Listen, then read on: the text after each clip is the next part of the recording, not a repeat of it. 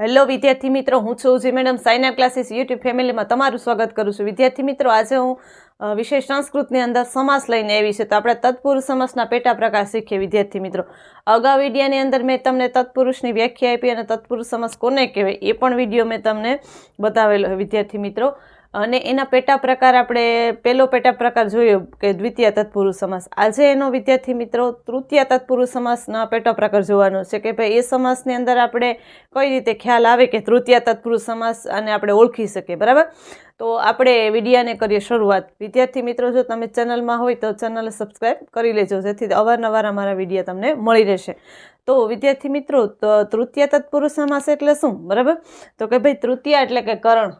કરણ એટલે શું થાય? તો કે સાધન. બરાબર, જ્યારે એમ કે કોઈ ક્રિયાનું કોઈ સાધન વડે કોઈ ક્રિયાનું સાધન હશે અને સમાસને એકદમ સહેલી રીતે યાદ રાખવા માટે તમારે પ્રત્યય તમને આવડવા જોઈએ. એ ગુજરાતી પ્રત્યય થી, થકી, વડે ને દ્વારા, એ પ્રત્યય તમને આવડશે તો તમે જલ્દીથી સમાસને ઓળખી શકશો. હવે વિદ્યાર્થી મિત્રો, હવે શું કરવાનું? તો કે ભાઈ સંસ્કૃતના પ્રત્યય આવે છે. બરાબર, સંસ્કૃતમાં તમે દેવવાળા રૂપ તૈયાર કર્યા તો તૃતીયામાં શું આવે છે? તો કે તૃતીયામાં દેવે ન, પુરલિંગ હોય તો ન લાગે, અને ઈકારાંત હોય તો ના લાગશે, અને સ્ત્રીલિંગ હોય તો યા લાગશે. બરાબર, ક્યારે? બીજો આનો એક વ્યાખ્યા છે વિદ્યાર્થી મિત્રો કે તૃતીય તત્પુરુષ એટલે કે ભાઈ પૂર્વ પદને તૃતીય વિભક્તિથી વિગ્રહ કરવામાં આવે. જેમ જેમ પેટા પ્રકાર આવશે એમ એમ એનો વિગ્રહ કરવામાં આવશે. દ્વિતીય હતો તો દ્વિતીય અને પૂર્વ પદને દ્વિતીય વિભક્તિથી વિગ્રહ કરવામાં આવે. અત્યારે આપણે તૃતીય શીખીએ છીએ તો તૃતીય ને જે પૂર્વ પદને તૃતીય વિભક્તિ લાગે. બરાબર, હવે આપણે એની નોંધ ખાસ જોઈએ કે નોંધમાં શું છે? તો કે ભાઈ અંતિમ પદમાં અપૂર્વ શબ્દ, પૂર્વ એ હાઈ લેવલનો શબ્દ એટલે અપૂર્વ. સમ મીન્સ જ્યાં અંડરલાઈન કરી છે તમને ખૂબ ઉપયોગી બનશે. બરાબર, પૂર્વ છે, સમ છે, આ બધા શબ્દ તમને અંતિમ પદમાં જોવા મળશે. અંતિમ એટલે કે ઉત્તર પદ. મિશ્ર છે, આદિ છે, હીન છે, હત છે, ગ્રસ, જે અંડરલાઈન કરી છે એ તમને દેખાશે ક્યાંક ને ક્યાંક પણ. બરાબર, એટલે માટે મેં અંડરલાઈન કરી છે અને તમને એ ઉપયોગી થશે. હવે આપણે વિદ્યાર્થી મિત્રો એના એક્ઝામ્પલ જોઈએ. બરાબર, તો મેં બધા એક્ઝામ્પલ અહીંયા લખેલા છે. તો અહીંયા પેલું એક્ઝામ્પલ છે વિદ્યાર્થી મિત્રો, બરાબર, કે વિદ્યાવિહીન. વિદ્યાવિહીન એટલે કે વિદ્યા વગરનું, વિદ્યાથી જે હીન છે તે. બરાબર, તો અહીંયા આપણે એનું જોઈએ કે વિદ્યાવિહીન એટલે કે વિદ્યાથી જે હીન છે તે, વિદ્યા વગરનું. અહીંયા આપણે જોયું કે નોંધમાં આપણો શબ્દ છે હીન, એનાથી પણ આપણે ઓળખી શકીએ છીએ આ સમાસને તૃતીય તત્પુરુષમાં. હવે આપણે વિદ્યાર્થી મિત્રો એક્ઝામની અંદર આ દેખાશે, વિભક્તિનો લોપ થયેલો શબ્દ દેખાશે. હવે તમને એને ઓળખવું હોય તો કઈ રીતે ઓળખીએ? તો કે ભાઈ આ તમારે વિગ્રહ કરેલું હોય. બરાબર, આ વિગ્રહ કરેલું હોય તો અહીંયા આપણે વિદ્યા છે એ પુરલિંગ, વિદ્યા છે એ પૂર્વપદ છે, વિહીન છે એ શું છે? ઉત્તરપદ. બરાબર, તો વિદ્યા છે એ પૂર્વપદ છે અને વિહીન છે એ ઉત્તરપદ છે. તો પૂર્વપદને અહીંયા વિદ્યાર્થી મિત્રો વિદ્યા એક સ્ત્રીલિંગ હોવાને કારણે યા પ્રત્યે લાગે છે. એવી રીતે લતામાં યા લાગે છે ને, એવી રીતે અહીંયા વિદ્યામાં પણ યા લાગશે. એટલે આ પૂર્વપદ છે, પૂર્વપદને યા લાગ્યો. બરાબર, સ્ત્રીલિંગનું રૂપ એટલે વિદ્યા થઈ ગયું, વિહીન એમને એમ રહેશે અને એનો ગુજરાતી અર્થ થશે વિદ્યાથી વિહીન. વિદ્યા એ પૂર્વપદ છે, પૂર્વપદ પછી કઈ વિભક્તિનો પ્રત્યય લાગેલો છે? બરાબર, થી પ્રત્યય લાગેલો હોય. થી પ્રત્યય એટલે કેમાં આવે? કરણમાં, કરણ. બરાબર, અને વિહીન અહીંયા કરણને સાધન કોણે બનાવેલું છે? તો કે ભાઈ વિદ્યાને સાધન તરીકે ઉપયોગ કરેલો કે કોનાથી? વિહીન. બરાબર, તો અહીંયા સાધન તરીકે વિદ્યાને ઉપયોગ કરેલી છે. એટલે આ સમાસ આપણો તત્પુરુષ જે તૃતીય તત્પુરુષ સમાસ આવશે. હવે આપણે બીજું એક્ઝામ્પલ જોઈએ. અહીંયા વિદ્યાર્થી મિત્રો શબ્દ છે શોકાકુલ. શોકાકુલ એટલે કે શોક એટલે કે દુઃખ અથવા શોક. શોક પ્લસ આકુલ, એની આપણે સંધિ છૂટી પાડીએ તો શોક એટલે કે શોક, આકુલ એટલે કે વ્યાકુળ, શોકથી વ્યાકુળ. બરાબર, હવે આપણે વિદ્યાર્થી મિત્રો એક્ઝામની અંદર આપણે વિભક્તિનો લોપ થયેલો આ સામાસિક પદ તમને દેખાશે. આ મેં સંસ્કૃતની અંદર વિગ્રહ કરેલો છે અને આ તમને આ ખાસ આવડવું જોઈએ. બરાબર, આનો અર્થ ગુજરાતી અર્થ કે આનો અર્થ શું થાય? શોકાકુલનો અર્થ શું થાય? તો કે ભાઈ શોકથી વ્યાકુળ.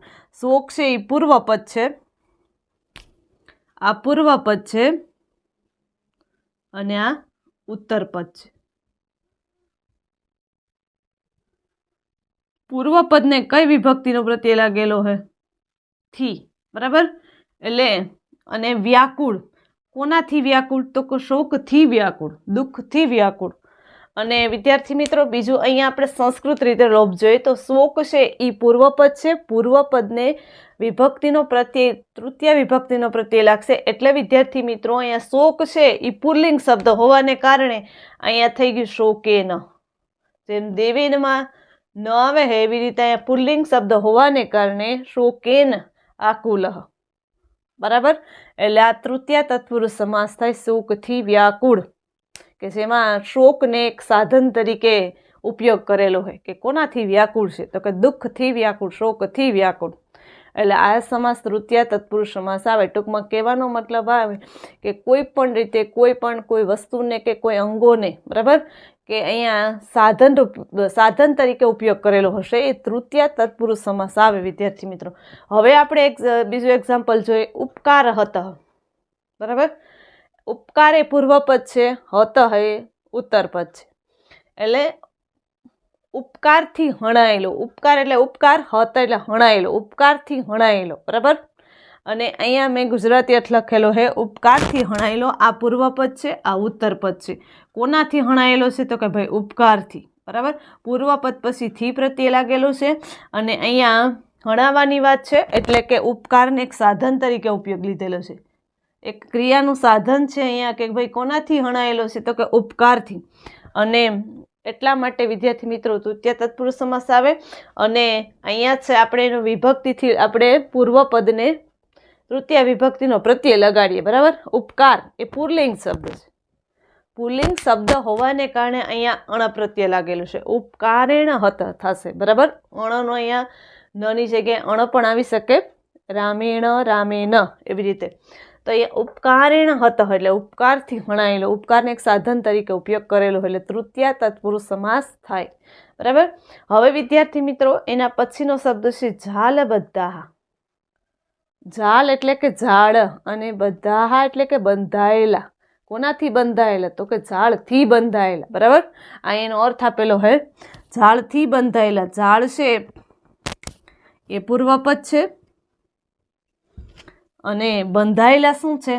ઉત્તરપદ. પૂર્વપદ પછી થી પ્રત્યય લાગેલો હોય વિદ્યાર્થી મિત્રો, બરાબર, કે જે આપણે કરણમાં આવે છે થી પ્રત્યય. તો અહીંયા વિદ્યાર્થી મિત્રો જે આપણે 9મા ધોરણમાં જે લોકો અભ્યાસ કરતા હશે એને ખ્યાલ હશે કે કબૂતરવાળો પાઠ છે, બરાબર. જે 7મો સહંતિ જે કાર્યસાધિકા સંગઠનવાળો છે. તો એની અંદર જે બધા કબૂતરો છે એ ઝાડમાં બંધાયેલા હતા, ઝાડ વડે બંધાયેલા હતા. એટલે વિદ્યાર્થી મિત્રો અહીંયા જે બંધાયેલા છે કબૂતરો એ શેનાથી બંધાયેલા છે? તો કે ભાઈ ઝાડથી બંધાયેલા, બરાબર. ઝાડ વડે બંધાયેલા એટલે કે અહીંયા એક ઝાડને એક સાધન તરીકે ઉપયોગ કરેલો છે, બરાબર. એટલે કે ક્રિયાનું કોઈ સાધન છે કે ઝાડથી બંધાયેલા છે, ઝાડ વડે બંધાયેલા છે, બરાબર. તો એટલા માટે આ સમાસ વિદ્યાર્થી મિત્રો તૃતીય તત્પુરુષ સમાસ આવશે. અને આપણે હવે એનો વિગ્રહ કરીએ તો કે ઝાલેન બધા. પૂર્વપદને વિભક્તિનો પ્રત્યય લાગેલો હોય, ઉત્તરપદ એમને એમ રહેશે, બરાબર. એક્ઝામની અંદર આવું દેખાશે. હવે વિદ્યાર્થી મિત્રો કોઈ અહીંયા આપણે શબ્દ છે મેઘસમ. સમ શબ્દ આપણે નોંધમાં આવે છે કે જ્યાં સમ શબ્દ દેખાય તો સમજી જવાનું કે આપણે તૃતીય તત્પુરુષ સમાસ આવે, બરાબર. મેઘ એટલે કે વરસાદ, સમ એટલે કે સમાન, મેઘથી સમાન, બરાબર. મેઘથી સમાન. અહીંયા મેઘ એટલે કે વરસાદથી સમાન, એના જેવું કોઈ પાણી નથી. તો અહીંયા મેઘને વિદ્યાર્થી મિત્રો એક ક્રિયાનું સાધન બનાવેલું છે વરસાદને, બરાબર, કે કોના વડે સમાન, કોના થકી સમાન? મેઘથી સમાન. પૂર્વપદ આ ઉત્તરપદ, બરાબર. કોનાથી સમાન? તો કે ભાઈ મેઘથી. હવે વિદ્યાર્થી મિત્રો વરસાદ છે પુલ્લિંગ શબ્દ છે એટલે આપણે એને સંસ્કૃતની રીતે વિભક્તિથી છૂટો પાડીએ તો મેઘેન સમમ થશે, બરાબર. મેઘ ન પ્રત્યય લાગશે પૂર્વપદને, કારણ કે પુલ્લિંગ હોવાને કારણે. સ્ત્રીલિંગ હોય તો યા લાગે, બરાબર.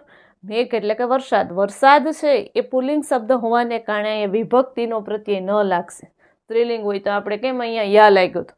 હવે અહીંયા કોનાથી સમાન? તો કે ભાઈ મેઘથી સમાન. જ્યારે વિદ્યાર્થી મિત્રો આપણે 9મા ધોરણની અંદર જે 12મું ચેપ્ટર આવે છે તો કે ઘણા ક્રિયાના જે આપણે શરીરના અંગો પણ હોઈ શકે કે કોના વડે? તો કે આંખ વડે, બરાબર, ચક્ષુ વડે. તો આ સમાસ જે તૃતીય તત્પુરુષ સમાસ થઈ શકે, બરાબર. બીજું એક એક્ઝામ્પલ આપણે લઈએ કે ભાઈ લોકો જે લોકો છે બરાબર, એ પેનથી લખે છે, પેન વડે લખે છે. તો એ લોકોની લખવાની ક્રિયા શેના વડે થાય છે? તો કે ભાઈ પેન વડે. એટલે આ ક્રિયાનું એક સાધન છે કે અહીંયા જે લોકો લખવાની ક્રિયા કરશે એ પેન દ્વારા કરશે, પેન વડે કરશે, બરાબર. એટલે એક સાધન તરીકે અહીંયા ઉપયોગ કરેલો. એટલે અહીંયા વિદ્યાર્થી મિત્રો આ તૃતીયા તત્પુરુષ સમાસ આવે છે, બરાબર. એના જે પ્રત્યય યાદ રાખી લે થી થકી વડે દ્વારા અને ગુજરાતી અર્થ આવશે તો જલ્દીથી આ તમને સહેલો બનશે. વિદ્યાર્થી મિત્રો, જો આ વિડીયો તમને ગમ્યો હોય તો લાઇક કરજો, શેર કરજો અને અન્ય વિદ્યાર્થી સુધી પહોંચાડશો. Thank you so much.